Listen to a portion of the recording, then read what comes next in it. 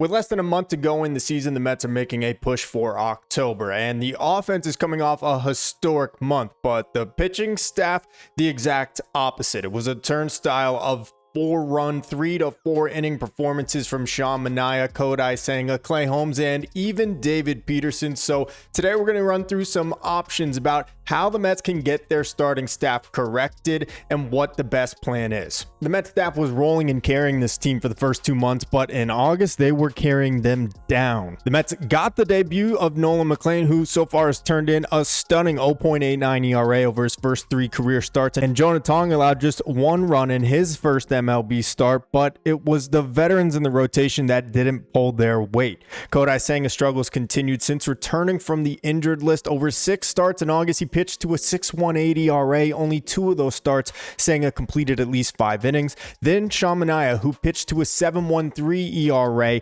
that not accounting for his September 1st start in Detroit, where he failed to complete the 4th inning and gave up 5 runs. Then Clay Holmes, who made 5 starts and pitched to a 4.32 earned run average, completing at least 5 innings in all of those, though, which is actually trending upward from his July numbers. But it was actually David Peterson who's been the Mets' most reliable arm with the worst August of them all. He pitched to a 6.68 ERA in 6 starts. September and October are all about run prevention. Getting 18 outs from your starters is crucial before handing the ball over to the leverage guys in the bullpen. So we're going to run through the 3 top options that the Mets can employ here down the stretch. Number 1, promote Brandon Sproat to the rotation and move Clay Holmes to the bullpen. This is something I've been in favor of for a long time. Clay Holmes transitioning from a reliever has really actually had a pretty solid debut here as a starting pitcher, but it looks like he's out of gas. Holmes is at 137 1/3 innings pitched this season. His high watermark for any single season prior to this in his career was just 70 as a reliever,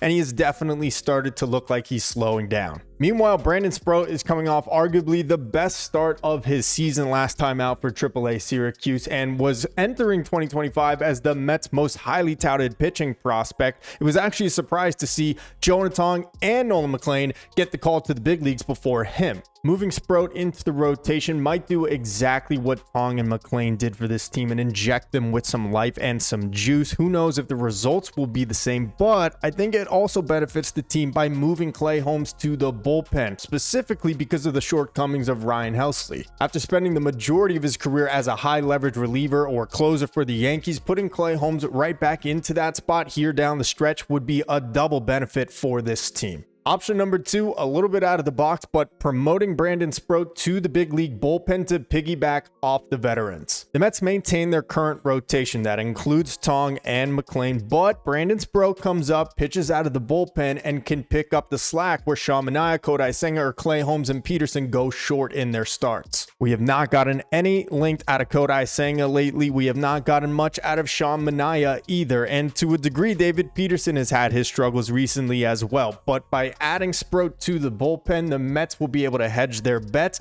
and hopefully get a full complete 6 or 7 inning start out of 2 guys. Senga and Manaea have always been lifelong starters. David Peterson and Holmes have pitched out of the pen in their careers, but keeping them in their routine right now for this season could be the best option. However, just last week, the Mets tried Brandon Sproat out of the bullpen down in AAA Syracuse, and it did not go so well. He had 5 earned runs in a very short appearance, so it's an unproven commodity of having him come out in relief. And then option number 3, you have Sean Manaea and Kodai Senga piggyback off each other to form one complete start. Manaea has looked okay in short spurts, maybe 2-3 innings where he has dominant stuff before it starts to taper off. In fact, Sean Manaea's debut here in 2025 was in relief out of the bullpen back in July against Kansas City and probably looked the best that he has here in 2025. Kodai Senga needs his regular 5 days of rest. I'm not going to tinker with moving him to the bullpen, so the solution for this option is to have Kodai Senga continue to remain in the rotation, but move Sean Manaea to the bullpen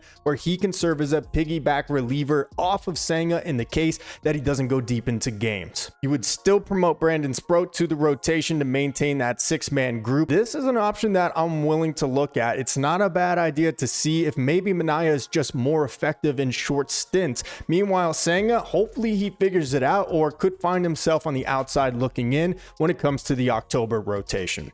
So there you have it, 3 different options. I'm going with number 1. I think the best idea is to promote Brandon Sproat to the Mets rotation and move Clay Holmes to the bullpen. It's a double benefit. Number 1, you're getting some fresh blood in the rotation with Sproat, who again was the Mets' top prospect entering this season. And number 2, Holmes, running on fumes at this point, has that experience being a legitimate late inning reliever, locking down playoff games. He would be a perfect addition there for Carlos Mendoza to rely on with the struggles of the late inning relief corps lately. Let me know what you guys think. Let me know of these 3 options, which one is your favorite. Also, comment what's your idea for the Mets rotation moving forward. Be sure to like, subscribe, and follow Fireside Mets for more elite content.